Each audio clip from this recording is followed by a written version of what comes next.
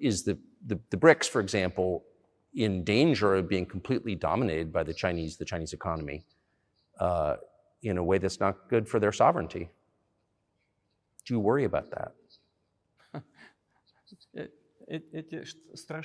Well, we have heard those boogeyman stories before. It is a boogeyman story. We're neighbors with China. You cannot choose neighbors just as you cannot choose close relatives. We share a border of 1,000 kilometers with them. This is number one. Second, we have a centuries-long history of coexistence. We're used to it.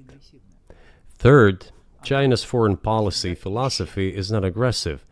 Its idea is to always look for compromise, and we can see that. The next point is as follows. We are always told the same boogeyman story, and here it goes again, through an euphemistic form, but it is still the same boogeyman story. The cooperation with China keeps increasing. The pace at which China's cooperation with Europe is growing is higher and greater than that of the growth of Chinese-Russian cooperation. Ask Europeans, aren't they afraid? They might be, I don't know. But they are still trying to access China's market at all costs, especially now that they are facing economic problems. Chinese businesses are also exploring the European market. Do Chinese businesses have small presence in the United States? Yes, the political decisions are such that they are trying to limit their cooperation with China. It is to your own detriment, Mr. Tucker, that you are limiting cooperation with China. You are hurting yourself. It is a delicate matter, and there are no silver bullet solutions, just as it is with the dollar. So, before introducing any illegitimate sanctions, illegitimate in terms of the Charter of the United Nations, one should think very carefully. For decision makers, this appears to be a problem. So you said a moment ago that the world would be a lot better if it weren't broken into competing alliances, if there was cooperation globally. One of the reasons you don't have that is because the current American administration is dead set against you. Do you think if there were a new administration after Joe Biden that you would be able to reestablish communication with the US government? Or does it not matter who the president is?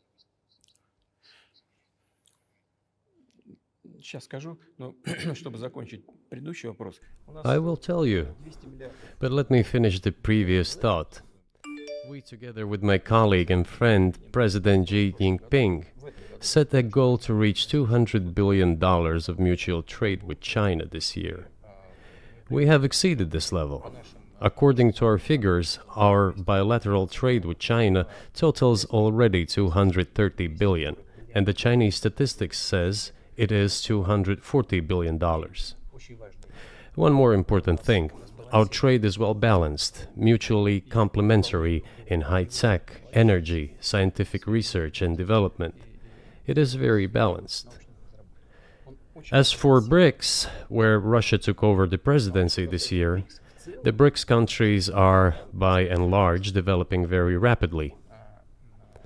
Look, if memory serves me right, back in 1992, the share of the G7 countries in the world economy amounted to 47%, whereas in 2022 it was down to, I think, a little over 30%. The BRICS countries accounted for only 16% in 1992, but now their share is greater than that of the G7. It has nothing to do with the events in Ukraine. This is due to the trends of global development and world economy, as I mentioned just now. And this is inevitable. This will keep happening. It is like the rise of the sun. You cannot prevent the sun from rising. You have to adapt to it. How do the United States adapt? With the help of force, sanctions, pressure, bombings, and use of armed forces. This is about self-conceit. Your political establishment does not understand that the world is changing under objective circumstances. And in order to preserve your level, even if someone aspires, pardon me, to the level of dominance, you have to make the right decisions in a competent and timely manner. Such brutal actions, including with regard to Russia and, say, other countries, are counterproductive. This is an obvious fact. It has already become evident. You just asked me if another leader comes and changes something. It is not about the leader. It is not about the personality of a particular person. I had a very good relationship with, say, Bush. I know that in the United States, he was portrayed as some kind of a country boy who does not understand much. I assure you that this is not the case. I think he made a lot of mistakes with regard to Russia, too. I told you about 2008 and the decision in Bucharest to open the NATO's doors for Ukraine and so on. That happened during his presidency. He actually exercised pressure on the Europeans. But in general, on a personal human level, I had a very good relationship with him. He was no worse than any other American or Russian or European politician. I assure you, he understood what he was doing as well as others. I had such personal relationship with Trump as well. It is not about the personality of the leader, it is about the elite's mindset. If the idea of domination at any cost, based also on forceful actions, dominates the American society, nothing will change. It will only get worse. But if, in the end, one comes to the awareness that the world has been changing due to the objective circumstances, and that one should be able to adapt to them in time, using the advantages that the US still has today, then perhaps something may change. Look, China's economy has become the first economy in the world in purchasing power parity. In terms of volume, it overtook the US a long time ago. The USA comes second, then India, 1.5 billion people, and then Japan, with Russia in the fifth place. Russia was the first economy in Europe last year, despite all the sanctions and restrictions. Is it normal from your point of view? Sanctions, restrictions, impossibility of payments in dollars, being cut off from SWIFT services, sanctions against our ships carrying oil, sanctions against airplanes, sanctions in everything, everywhere. The largest number of sanctions in the world which are applied against Russia.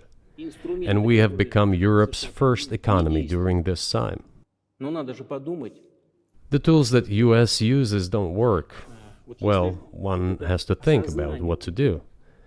If this realization comes to the ruling elites, then yes, then the first person of the state will act in anticipation of what the voters and the people who make decisions at various levels expect from this person. Then maybe something will change. But you're describing two different systems. You say the leader acts in the interest of the voters, but you also say these decisions are not made by the leader, they're made by the ruling classes. You've run this country for so long, you've known all these American presidents. What are those power centers in the United States, do you think? Like, who actually makes the decisions?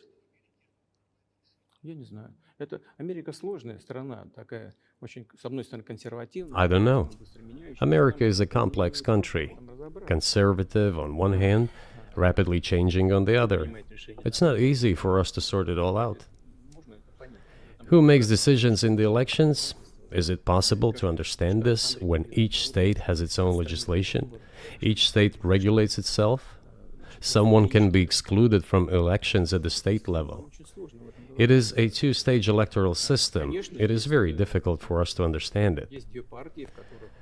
Certainly there are two parties that are dominant, the Republicans and the Democrats, and within this party system the centers that make decisions, that prepare decisions. Then, look, why, in my opinion, after the collapse of the Soviet Union, such an erroneous, crude, completely unjustified policy of pressure was pursued against Russia? After all, this is a policy of pressure. NATO expansion, support for the separatists in Caucasus, creation of a missile defense system. These are all elements of pressure. Pressure, pressure, pressure. Then, dragging Ukraine into NATO is all about pressure, pressure, pressure. Why? I think, among other things, because excessive production capacities were created. During the confrontation with the Soviet Union, there were many centers created and specialists on the Soviet Union who could not do anything else. They convinced the political leadership that it is necessary to continue chiseling Russia, to try to break it up, to create on this territory several quasi-state entities, and to subdue them in a divided form, to use their combined potential for the future struggle with China. This is a mistake, including the excessive potential of those who worked for the confrontation with the Soviet Union. It is necessary to get rid of this. There should be new, fresh forces, people who look into the future and understand what is happening in the world. Look at how Indonesia is developing. 600 million people. Where can we get away from that? Nowhere. We just have to assume that Indonesia will enter, it is already in, the club of the world's leading economies, no matter who likes it or dislikes it. Yes, we understand and are aware that in the United States, despite all the economic problems, the situation is still normal, with the economy growing decently. The GDP is growing by 2.5%, if I'm not mistaken.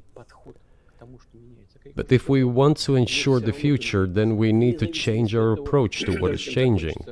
As I already said, the world would nevertheless change, regardless of how the developments in Ukraine end. The world is changing.